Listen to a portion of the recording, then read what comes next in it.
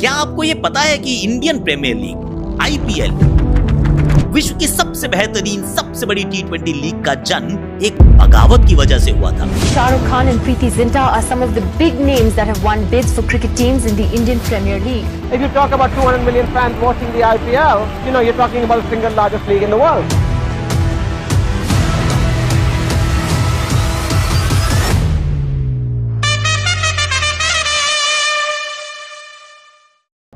बात 2005-2006 की है।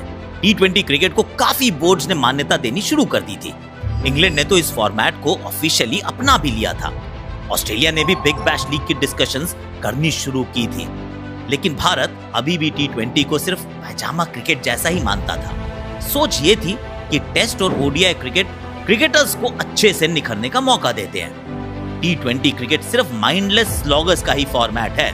बॉलर्स का तो रोल ही खत्म हो जाएगा ना, और बैटर्स की टेक्निक भी बिल्कुल बिगड़ जाएगी। सोच तो शायद गलत नहीं थी, पर समय बदल रहा था, और समय के साथ बदलना is not always a matter of choice. कभी कभी आपकी मजबूरी भी बन जाती है।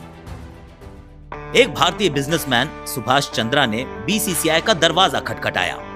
Why don't we have a टी20 लीग? हम क्यों नहीं खेलते? उस मीटिंग में चंद्रा जी के आइडिया को कुछ ज्यादा सीरियसली लिया नहीं गया। He felt offended. आप नहीं करोगे तो मैं खुद कर लूंगा। ये थी बगावत की पहली चिंगारी। उसको नाम दिया गया इंडियन क्रिकेट लीग, यानी आईसीएल। इस आग को एक नाम दो, आईसीएल, सपने मंजिल तक। सिटी बेस्ड टीम्स बनाई गई।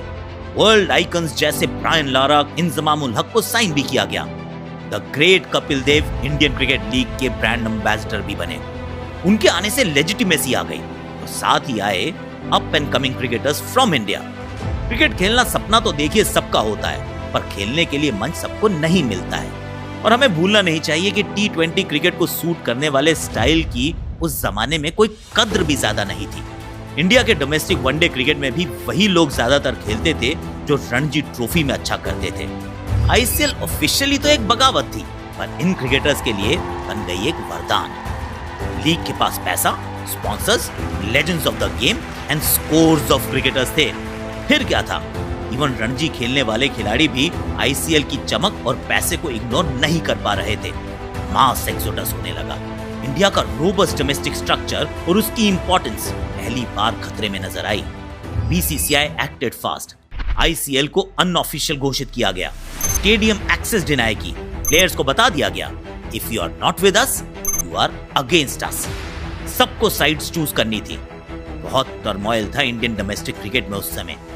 वो खिलाड़ी जो इंडिया के लिए खेलने के सपने देखने बंद कर चुके थे, और वो जो सपने देख ही नहीं रहे थे, आईसीएल से बहुत आकर्षित थे।